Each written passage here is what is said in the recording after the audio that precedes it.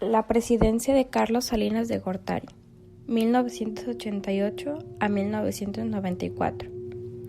Entrañó para México una transformación radical en varios terrenos, en el económico y comercial, las reformas estructurales y constitucionales, la privatización general de las empresas públicas, la suspensión de la reforma agraria heredada de la Revolución y la creación de TLCAN.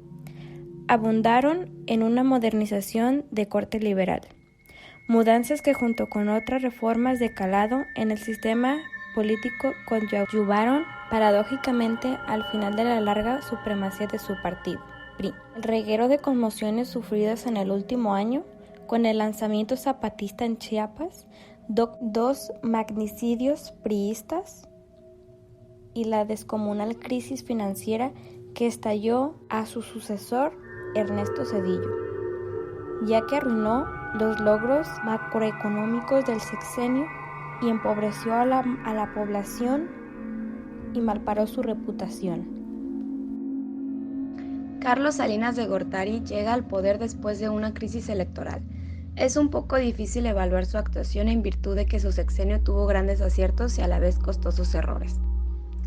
Durante este sexenio se decidió la desregularización administrativa, el control de la inflación, las privatizaciones y la flexibilidad en el tipo de cambio. Uno de los principales objetivos era que con una banda de flotación flexible se redujera sustancialmente el nivel de inflación. Salinas abrió la economía del país y dio paso a las grandes empresas que trajeron capitales, nuevas tecnologías y fuentes de trabajo.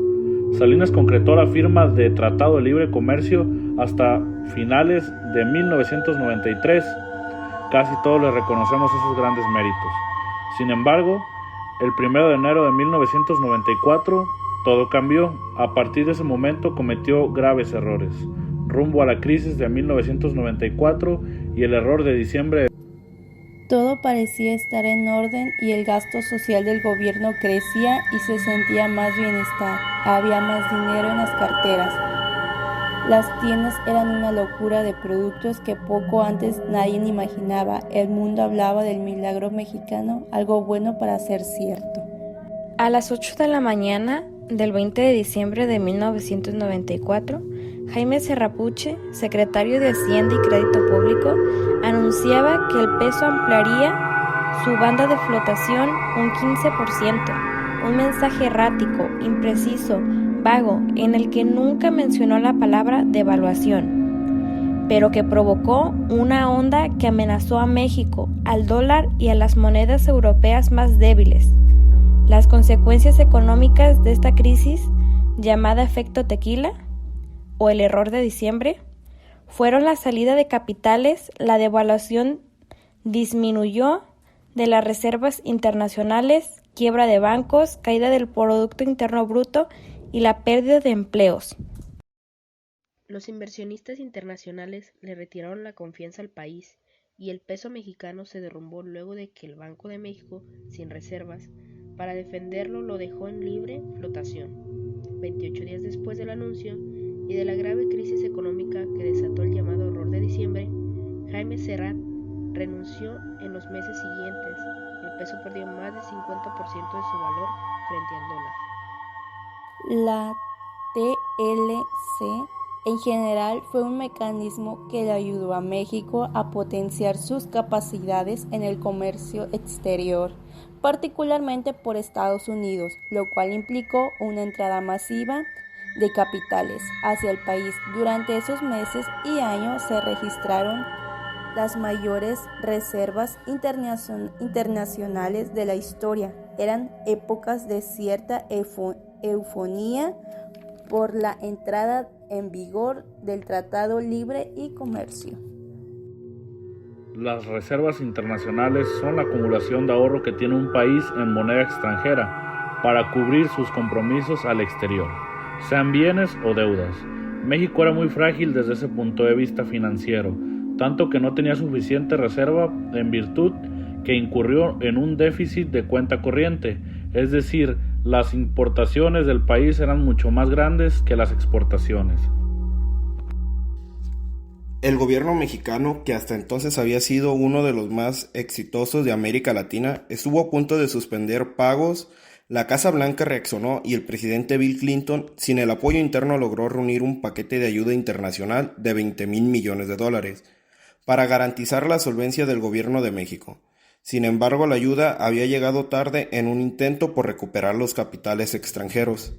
Salinas decía: queremos comercio, no ayuda. El gobierno cometió el que tal vez haya sido el mayor error en materia económica desde que estalló la crisis.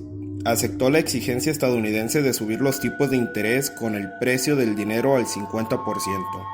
Las empresas se acercaron a una quiebra generalizada, los inversionistas abandonaron la bolsa y el peso siguió cayendo. En marzo, el expresidente Carlos Salinas de Gortari habló y responsabilizó públicamente al gobierno del entonces presidente Ernesto Zedillo y a su secretario Jaime Serra Puche de la devaluación. Los acusó de haber manejado política y económicamente mal la necesidad de ampliar la flotación del peso y consideró que las 72 horas que transcurrieron entre el 19 y el 21 de diciembre de 1994 llevaron al desastre nacional. Culpó a Serra Puche de haber filtrado la noche del 19 de diciembre a un grupo de importantes empresarios del país información privilegiada de que el día 20 se devaluaría el peso 15% y dijo que entre el 20 y el 21 de diciembre de 1994 unos cuantos mexicanos pasearon $4 millones de las reservas internacionales, mismas que se acabaron por completo el 2 de enero del 95. Zedillo y su gabinete no se quedaron callados y acusaron a Salinas de haber dejado la economía del país con graves distorsiones y préndida de alfileres. Según expertos, las causas de la crisis en el 94 estaban en apertura comercial y financiera que provocó un crecimiento hable del déficit en cuenta corriente de la balanza de pagos y volvió a la economía mexicana altamente vulnerable a los flujos de capital provenientes del exterior. A esto sumaron la falta de ahorro interno, políticas monetarias y fiscales restrictivas para moderar el desequilibrio externo y mantener los flujos externos de capital que frenaron el crecimiento de la economía y provocaron problemas de cartera vencida, además de factores políticos como el levantamiento zapatista en Chiapas y los asesinatos de Luis Donaldo Colosio y José Francisco Ruiz Massieu. En un acto de honestidad y reflexión, se debe reconocer que fue una crisis dolorosa y costosa en la que todos fueron responsables y tal vez el aprendizaje ha sido ahora actuar con prudencia y responsabilidad.